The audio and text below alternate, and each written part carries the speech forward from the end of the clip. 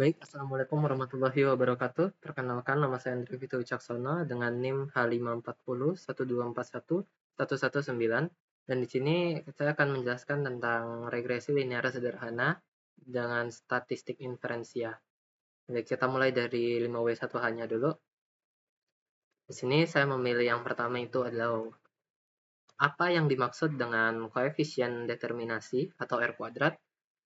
R kuadrat itu mengukur seberapa baik model regresi yang menjelaskan variasi variabel baik dependen dengan menggunakan variabel independen.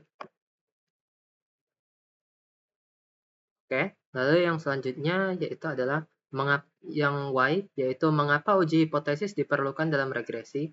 Uji hipotesis diperlukan untuk mengetahui apakah variabel X berpengaruh signifikan terhadap Y atau tidak. Lalu ada yang where, yaitu di mana posisi error term dalam persamaan regresi. Error term itu berada sebagai faktor stokastik dalam model, mewakili semua faktor yang tidak dimasukkan ke dalam model. Lalu ada when, yaitu kapan error term menjadi signifikan dalam interpretasi. Jawabannya adalah error term menjadi signifikan ketika ada faktor-faktor penting yang mempengaruhi Y, namun tidak dimasukkan dalam model. Seperti contoh, PDRB yang dipengaruhi investasi, ekspor, konsumsi selain UMP. Lalu lanjut ada who, yaitu siapa yang melakukan uji hipotesis dalam penelitian. Peneliti yang menggunakan analisis regresi untuk menguji signifikan pengaruh variabel independen terhadap dependen. Lalu yang terakhir adalah how, yaitu bagaimana cara melakukan keputusan dalam uji hipotesis. Dengan menggunakan alat uji t-statistik dan p-value, jika p-value kurang dari alpha, maka akan menolak H0 dan menerima H1. X signifikan memengaruhi Y. Jika sudah ada p-value, maka nggak usah bandingin lagi nilai T hitung dengan T tabel. Oke, baik. Ini saya menggunakan data dari RStudio yang sebelumnya, di mana ada pendapatan dan konsumsi, di mana pendapatan mewakili sebagai X dan Y sebagai konsumsi. Di mana X sendiri adalah variabel independen, yaitu variabel bebas, dan Y itu variabel dependen atau variabel terikat.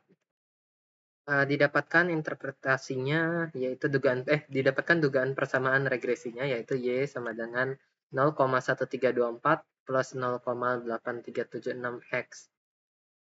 Di mana di sini alpha atau intercept itu adalah 0,1324 yang didapat dari tabel, yang didapat dari RStudio ini, intercept.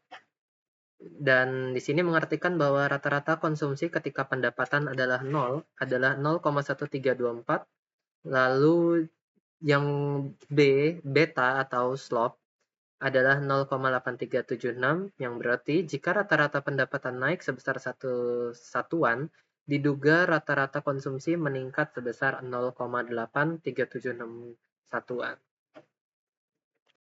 Lalu adapun koefisien determinasi atau R kuadrat. R kuadratnya itu sama dengan 0,8953 atau sama dengan 89,53%.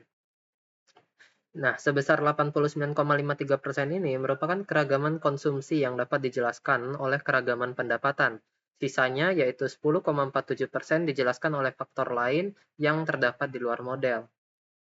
Lalu kita ke interpretasi uji hipotesis. Di uji T atau parsial, itu nilai P sama dengan 0,000. Kenapa 0,000? Karena di sini 3,437E min 0,5. Itu kelihatan dari data ininya.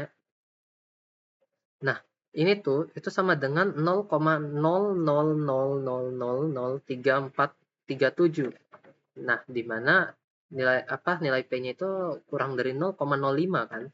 Maka H0-nya itu ditolak dan H1-nya diterima sehingga pendapatan berpengaruh signifikan terhadap konsumsi. Sama uji F juga itu dengan nilai p-value-nya 3,437E min 0,5 itu sama dengan 0,00003437 kurang yang dimana itu kurang dari 0,05. Maka H0-nya ditolak dan H1-nya diterima. sehingga pendapatan berpengaruh signifikan terhadap konsumsi. Simpulannya, model regresi ini cukup baik dengan tingkat ketepatan 89,53% yang dapat dilihat dari R kuadrat atau R square, dan ini menandakan bahwa hubungannya itu sangat signifikan ya antara pendapatan dan konsumsi. Sekian dari saya. Wassalamualaikum warahmatullahi wabarakatuh.